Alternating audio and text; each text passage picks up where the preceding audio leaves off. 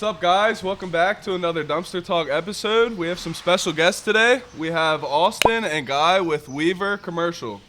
We're excited to have them here today. We met them. I met you at Pennsylvania College or Pennsylvania. The New St. Joe's, Yep. Yeah, the State of the Union. Yeah, that was a good event. You chamber, guys came up to us and started talking dumpster talk, and it was only right to get you guys on. Yeah, you're Lancaster famous now, man. Lancaster famous. I don't know about that. We're trying to get out there. But Appreciate you guys coming on. Yeah, Yes, thanks for for having sure. us. Yeah, First podcast.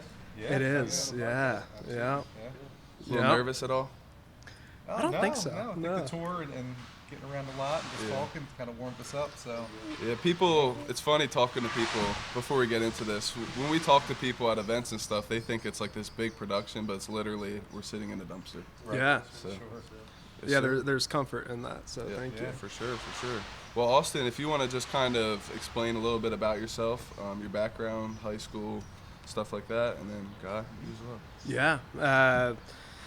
My career is a little funky, a little bit all over. I'm a Myerstown kid. So if you know where Myerstown, PA is, went to Elko High School, Eastern Lebanon County. And the goal as I got older was to grow up and never come back anywhere in this area. I didn't want to be in Pennsylvania.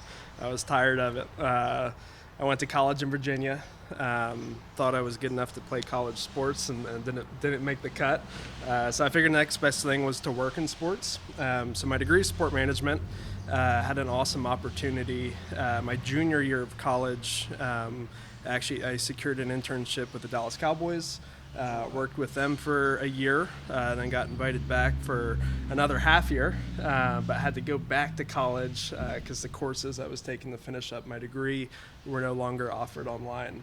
So I went back to college with the goal of going back, not talking to anyone, just getting my degree and going back to the Cowboys. It was my dream job. I loved it. But in that season I met a girl. I knew I loved her a little more than that job. And I didn't know many players or coaches with a great success rate as far as marriage goes. So I got out of that space, ended up working in oil and gas in West Texas, a little town called Andrews. Have you ever seen Friday Night Lights? So Midland, Odessa, it's about 40 minutes north of Midland, Odessa. Did that for about three and a half years. My wife and I, we got to a point where we just missed family.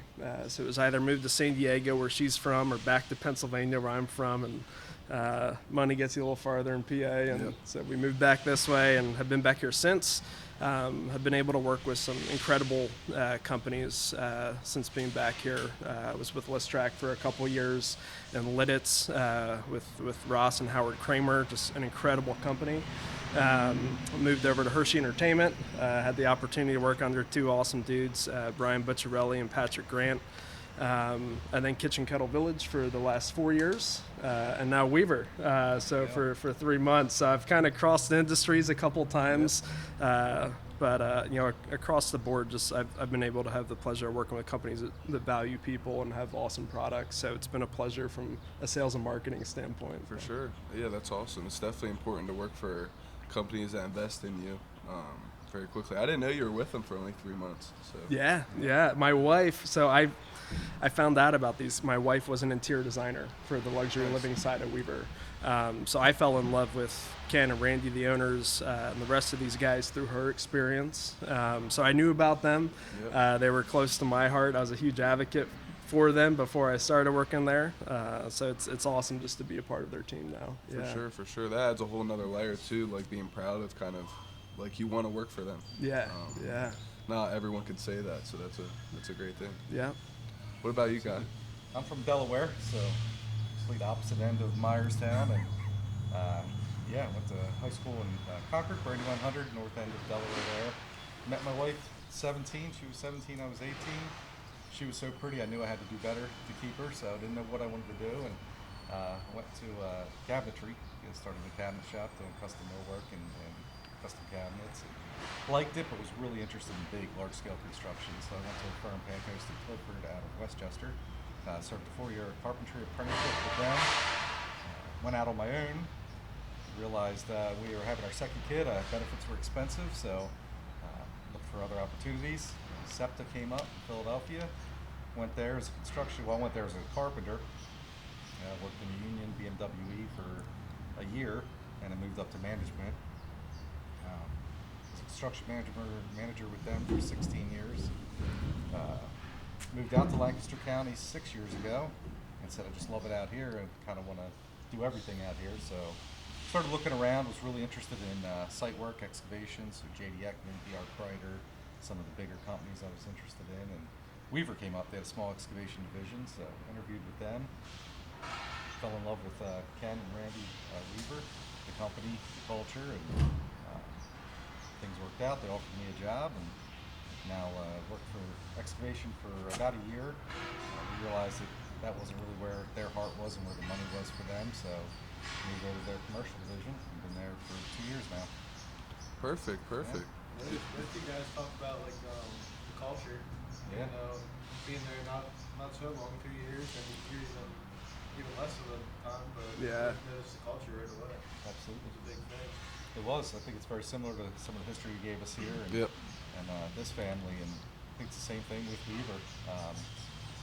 They started 51 years ago, 1973. Mel Weaver was the founder, and grew up on a Mennonite farm, and he was very interested in roofing and construction, and set out with this goal to do it differently than many of the other firms that were around. And it's based on his faith and care and commitment to his customer. And Ken and Randy have kind of taken that on and taken it to the next level, and they continue his legacy. And now we have third generation. Ashton is a third generation that will be taking over the company one day, and they're just continuing that legacy. So what do you think the most important part for like the employees to have a good culture? Because obviously you guys have a good culture. We have a good culture as well here. Some good guys. What do you think is the most important part for the employee or to the employee? Yeah, I mean, so many companies have a big and bold mission and vision, and a lot of times it's so easy to, I think, take those loud statements and just direct them to the public. I think it's super important, that your mission and vision are also felt internally. And so, when Ken and Randy say people first, building second, that's not just for the customer to hear. That's for the team members to hear and feel. I remember my first in-person experience with them. It was a benefits dinner that my wife was going to, and spouses were invited. I think it's awesome that spouses are included in events like that. They're advocates for the company too. Yep. And I went there, and I mean, they treated me as her spouse, as an employee, and the care they showed. I'm partaking in gifts that were meant for employees as well. I remember walking out the door of that event, and Ken hands me $100 bill for coming. I said, "What in the world is going on here?" So I felt value. I felt that people first, building second philosophy as a spouse and as an employee. I mean, you feel it even greater every single day. They're super intentional. It's servant leadership to a whole nother level that I haven't witnessed. And so, I think, making sure that your mission and your vision are internally felt are just as important as getting it out there to the public. Definitely. I think it's something, like you said, it resonated with me as we were driving around. You were saying how this is a family operation, and that even though you're not family, you feel like you're part of it. You feel like you're part of the whole. And you said they didn't owe you anything to treat you this well. It's the same thing with Weaver. You feel a part of it. It's exemplified by everyone on the team. It's not just the two heads, talking heads saying this is what we're doing, this is how it's going to go, and it's everyone. I'm looking at his back, he's looking at mine. We're taking care of each other. We're holding each other accountable, and it's across the board. I think it's just a company culture that's felt and exuded by everyone. Yeah, for sure. I like that point because, like, even here, for instance, we have older guys in the yard. We mess up. I started here when I was 18. How old? You worked here when you were younger too. Yeah, 18. So, like, obviously we'll mess up a lot because I've never even worked close to being in this industry. But being able to have that, like, culture and not get, like, yelled at or, like, put down for messing up, but like, showing you how to fix that is important. Like, we have Murph, for instance. He's been here longer than we've been alive. So when we came in, it would have been easy for him to kind of been standoffish. He's been here for 23 years. He knows everything, but he was really like kind of took us under his wing and showed us like the ropes.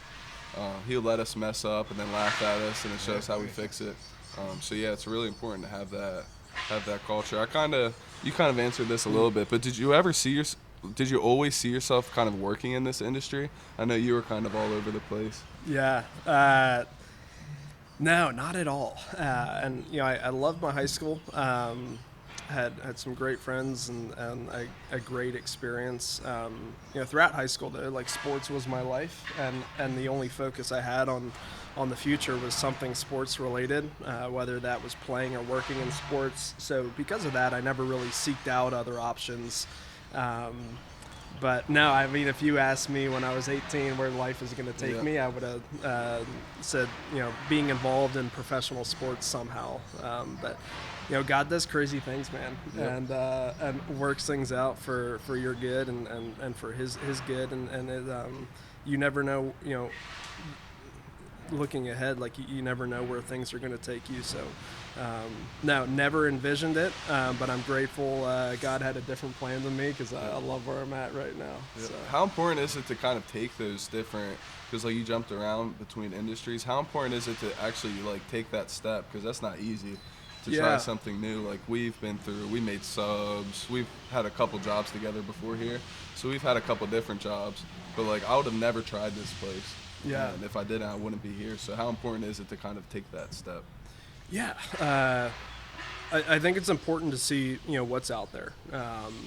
Sometimes the grass isn't always greener, though, and I've had situations like that in my career, where on paper what you're seeing, you're really hoping for the best in that next transition, but then you get there and it's like, oh crap, maybe that wasn't the smartest move, but just continue to look forward and learn from the experience at hand. I tell people, not every job is going to be the dream job, but every job is going to contribute to the dream in some aspect. Yep. So I think no matter where I ended up, there have been little glimpses and essential tools and stuff that I've used that have allowed me to be efficient and effective at the next job. And a lot of times I refer back to Listrack, a very efficient process, a beautiful company to be a part of. And the things I learned there were just invaluable. And those are things that I use on a daily basis still, whether it's prospecting, whether it's connecting with people, whether it's internal systems that we have. A lot of that, I look back to that experience. And if I wasn't open-minded in that moment and just thought, man, dude, I'm not in professional sports, this sucks, I wouldn't have made the most of it and been able to be effective at future jobs. So, What were the sports, just so the fans out there know? Football? Sports that I played? Yeah. Oh, dude. So, when you go to a school like Elka, you have to be a multi-sport athlete. There's not many kids. So I played basketball, baseball, and soccer all the way up until my senior year. All my closest friends played football. And although I was on the soccer team, I was a captain, I would have kicked myself in the butt if I didn't try football out. So I was a kicker and a punter for the football team my senior year, which was super important. It was a decision I made, and like halfway through the season, I got hurt. I'm thinking, dude, why don't I just stick with soccer? I had one more year. But then the little things I learned during that season of high school football were beneficial to the Cowboys job, and just little things like knowing about helmets and shoulder pads. And I worked in player equipment, so that stuff was important, the different cleats. It was, multi-sport athlete. Nice. Good at some, not great at others. So. Yeah. Who's did you meet any cool athletes? I'm sure you ran into some. Yeah. I'm a Giants fan. So okay. All right. So I mean, Jason Garrett was one who went with you guys. So I worked in player equipment and with the defensive line. So I had nothing to do with sales and partnerships. And I was a very low level intern when I threw my resume into the book through a good friend of a good friend. I thought they would call back with possibly a marketing gig. And so I get a call from this guy named Mike McCord. He's still the equipment, the guy who's in charge of all equipment for the Cowboys organization. He gets a call from me, say, hey, can you be here in a couple months? We have OTAs and then, training camp right after that. And I said yes on the spot, absolutely. Get off the call. I look up Mike McCord. I realize it's equipment, not marketing. And so Yeah, I did a deep dive in college with the football team just to understand that world before I entered it. But yeah, with the defensive line, I worked under two awesome guys, Leon Lett, if you ever heard of that name, and then also Rod Marinelli. Incredible dude. However, he's only known for going 0-13 with the Lions as their head coach. And then the players, I mean, I was there during, when Romo was there, DeMarco Murray, Des Bryant, DeMarcus Ware, Witten. But I mean, it was a dream job. Every day, I did all the players, me and the rest of the equipment guys. You're doing all the players' laundry. You're setting up drills on the practice field. You're filling in for drills as a dummy, and getting hit on occasion. So yeah, it was a blast. Yeah, I that's loved awesome. That's awesome. Yeah, I had to ask that quick. Yeah. But what about you? Did you always? I know you said on our drive around that you used to scrap a little bit. Did you always see yourself in this industry somehow, some way? No, really. I had no idea what I wanted to do or where I wanted to go, and like I said, I think there was a lot of my wife, girlfriend at the time, that I just knew I had to do better to keep her. So that was my driving force, and going back to how things play together. And I think the big key has been recognizing opportunity and being bold or foolish enough to go for it. I can't put a number to how many times I've been in a room with other guys and an opportunity presents itself, and it's like, I'm not going for that. We're not, I don't think I'm qualified, or I've just attempted everything that came across the board that I was interested in, and some success, some failure, but I think that just trying, just going for it, and seizing opportunity when it's available is having the drive. Definitely. So it's worked for me, and that's what I try to instill in my sons, and it's fail, you fail. Yeah. It doesn't matter anyway to me. It's all part of God's plan. So no matter what, I can't do any better than I am. It's going to happen regardless. So. Yeah, you can't fail or succeed if you don't go for it. That's right. Along for the ride. Success doesn't come from failure. That's right. All right, so we heard there's a big rebranding for Weaver. Yep. I saw you guys said that you have Weaver Companies, Weaver Commercial, obviously, and then Weaver Luxury. We were just interested in kind of the differences between those, what those have to offer to your customers, and kind of like who your ideal customer even is. Yeah. So, prior to last year, it was, correct me if I'm wrong, guy, it was this Weaver Construction and Roofing. Weaver Construction and Roofing. Weaver Companies was still the corporate, but we were just known as Weaver, or Weaver Construction and Roofing. Yeah. And over the last year, before I was on board, Ken, Randy, Guy, Jay, our luxury living GM, Quint, a bunch of the team members came together and just started to work on this rebranding process, how to tell the Weaver story a little better. And they worked with infantry to do that, if you guys know the infantry team in Lancaster. For me, it's an absolute dream to be able to come to a company that just went through this fresh rebranding from a marketing and sales standpoint. It's incredible to have your new brand kit, your logos laid out, brand new website, and they did an awesome job of holding on to the same principles and values that were established in '73, while still telling this whole new side of Weaver through Weaver Companies, and then the two divisions, the luxury living team and the commercial team, which Guy can dive into in more detail. Sure. Yeah. So Weaver Companies is the corporate head overall. It's the umbrella. Weaver Luxury Living, we do very high-end residential spaces in Brickhouse Square, Philadelphia, all the upper echelon neighborhoods in Philadelphia. A lot of that comes under commercial code because they're skyscrapers. We'll take the top 2 floors of a skyscraper and make them into one penthouse. We do a lot of stuff on the main line, some stuff out into Phoenixville, Chadsford, Unionville, more higher-end renovations, remodeling, new construction. Weaver Commercial is new construction, renovations, tenant fit-outs, things like that. We have a maintenance and service division that we put a lot of focus and effort on, as well as a commercial roofing division. Those 3 entities were kind of separate previously, and we brought them all together under Weaver Commercial. We just identified it's the same client, same corporation, so it's working well. For sure. Yeah, we love to see companies that are growing and rebranding, because that's where we're so, they weren't really looking to necessarily grow huge before we came, but now we're looking to grow, so there's opportunities for us. So it's great to see companies that are kind of going through some of the same stuff. The Weaver Luxury. I wanted to know more about that. So that's like the high end. I'm currently in my mom's basement, me and my Okay. fiance. So I'm lucky enough to be able to stay there. So Smart. what goes into the luxury living? That's more like you said. That's like the penthouse stuff, Oh, like yeah. turning the top story Top into two one. floors of Like a skyscraper, we make it into one unit.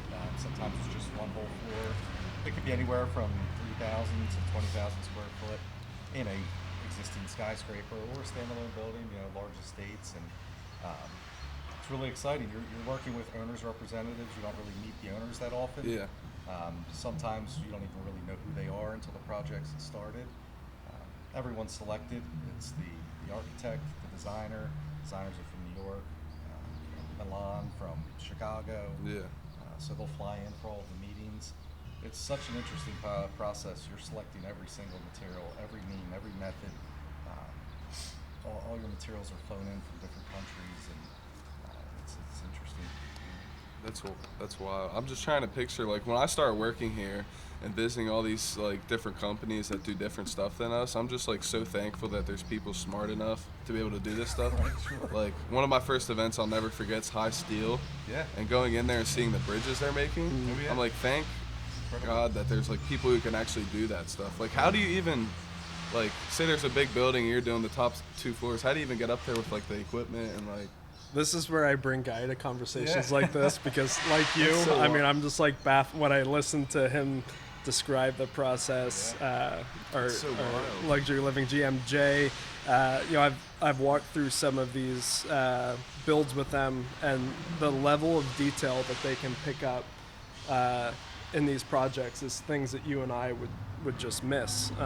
But I mean, they've been doing it for a while, so yeah, I'm still learning this too. So I'm interested to hear how Guy describes this. Yeah, it's logistics, it's coordination in Philadelphia. Not normally on a job site you have lay down areas, you have staging areas, you have parking.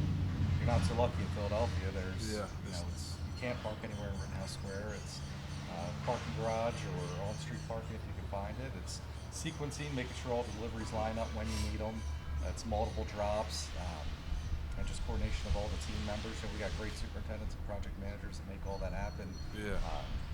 I think while I understand the process like you, I'm not the one that's out there orchestrating it. So we're really lucky for the team that we have that does that daily, and you kind of have that 10,000 foot view over Yeah. top of all of it. It's fascinating. Yeah, that's wild. I can't even. I have a hard time getting a parking spot for my car. Yeah. So like Sure. getting all that equipment, that's the first thing that just came to my mind. It's, I always say, like in Philadelphia, it's when in Rome. Just pull up, shut the street down, and then just go to work. It's nobody bats an eye. They go around you. They make a way. It's For if you sure. get too much into it. The cops smile and wave to them. They'll go around you. You got a big tractor trailer unloading. That's wild. That's wild. Yeah. So we got into that. What's kind of like do you got? I know you have different divisions, but do you have like an ideal customer of kind of like the type of people they are and also like what they're looking for? Sure. Yeah. It's a relationship, and I think that's the differentiating factor in what we do at Weaver. That care that shows that we've referenced isn't just a slogan. We want it to be every part of what we do with from the start with the architect and the owner. We want a great working relationship. So something that Ken always says is you don't have to share my faith, but you have to share my culture. You have to share my commitment. You have to share, our care for one another, and we just believe in it. And it comes down at times you have to turn jobs down because they're not an ideal client or they're not an ideal architect or whatever it may be. But if we're going to work together for a year or 2 years, I really want to get along with you. I want this to be an exciting. I want to come to work every day excited, energized, and so they're kind and caring, and there's different aspects of that. If some are easily they can articulate what they're looking for, what their needs are, they know what they want. Some we have to walk through them a little bit more, and that's not as much of a factor as much as the fit. Yeah. That's how we are, like very relationship based. Like a lot of the brokers we sell our metal to, they're from all over the country, but a lot of the time they come here because like obviously you don't have to be in person all the time, but to be able to meet the person and like in person and kind of get their vibe and kind of what they're about because you don't want to work with people that like don't have the same values as you, but yeah, like kind of like you just want to work with good people. Yeah. Sure. So yeah, that stuff's very, very important. What do you think? You talked a lot about the relationship stuff. Obviously, we met at an event. What's the importance of like the events and like networking to you guys? Because I know I see you guys everywhere out there. Yeah. That's awesome, to be honest. It's certainly a goal to get the refreshed look of Weaver out there more. Ken and Randy and a lot of these guys are just extremely humble, down to earth dudes, and it always has, it's not a me-centric company. It's but trying to shift that into, it can be somewhat we-centric, and I've been able to witness not just the level of care for employees, but also the level of care for the customer. These guys over-communicate the good stuff and the bad stuff, just so it's clear and caring from day one. So getting that message out there a little more is important. The events and how we do that. I think watching, my dad has been with Planet Fancy Cabinetry in Schaeferstown for 40 years. And watching him growing up, it didn't matter who you were. My dad would talk to you because he knew there'd be something maybe he could help you with, or something you need to get off your chest. So I watched my dad deeply care for people, no matter what your walk of life was. And I think that just got instilled in me from watching that for so long, that I just love meeting people. Everyone knows something I don't know. They've been somewhere I haven't been, and I can learn from people. At those events, there's 100 people walking around, and they're all a little nervous. They're not sure, who to talk to. How do you approach someone calmly or collectively? Will I look stupid doing it? And I don't know what it is. I've had a heart for people, and I'm willing to look stupid for maybe 30 seconds. But whether that leads into a long-term client or a long-term friend, or maybe we just don't get along, and nothing will come out of it. I love meeting people, man. So it's for sure. I think every company should be at networking events, because when I first, it makes me cringe and laugh, but when we first would go, it would be obviously fresh out of COVID. We just got out of high school, and we walk into a room and there could be 100 to 200 people. So at least I was very nervous, but everyone else is. Not maybe nervous, but everyone's thinking the same stuff. But I would always try to go in and just talk scrap right away, but like talk about metal. Right. But then Dan quickly taught us that just make friends, make friends with people. Business doesn't have to come from it, but you don't know who they know, you don't know who their wife or their husband is. Just build a friendship, and that's kind of helped me a lot, because we have events all the time. I have 2 or 3 night ones this week. So just meeting new people and just connecting on a personal base first kind of has helped me a lot, because stuff about them. Right. So it's not, about their family. It's just, and then when you see them again at an event, it's nice to just see familiar faces, and the more we go, the more people we just know. I think every company should do it. Yeah, absolutely. And this is probably a good example. Meeting you guys, I've seen I heard it through Jerry Reeser, who knows Dan well. Yep. Jerry runs merchandising at Kitchen Kettle Village, and I heard him bring up Dan one time and talked about how good of a dude this is, the operations here, and meeting you guys. Maybe at some point there is this odd world where Weaver and Side works together somehow. Yeah. But initially it's just hey, I want to meet you. I want to build you up for doing an awesome job with this. And also, I just love meeting people that I've heard incredible things about too. So I have a lot to learn from you two, and also Dan, and if a long-term friendship comes out of it, that's for awesome, sure. man. Definitely. We can definitely learn some stuff from you too. Maybe we can get you guys to do a Weaver podcast. Yeah, one day. We could do it in one of those nice penthouses. Yeah. Get into a lot of marketing for the company. We're getting to it's a goal. There's having multiple divisions. There's multiple Facebook channels, multiple Instagram accounts. It's funny you mentioned that. That is potentially a long-term goal. As I was diving into the Weaver world and getting a good understanding of Weaver, I saw there's a little YouTube button that was listed on the site. I click on it, and like 13 years ago, we posted a video of a time lapse of a awesome build, probably in like the Malvern area, and it had 13 million views, I think. Yep. That's To wild. date, 20,000 followers, but we haven't posted in 13 years, I think. So, That's wild. yeah, bringing that back, I think people love just seeing that process. Like it's crazy to me seeing, a build just pop up out of nowhere.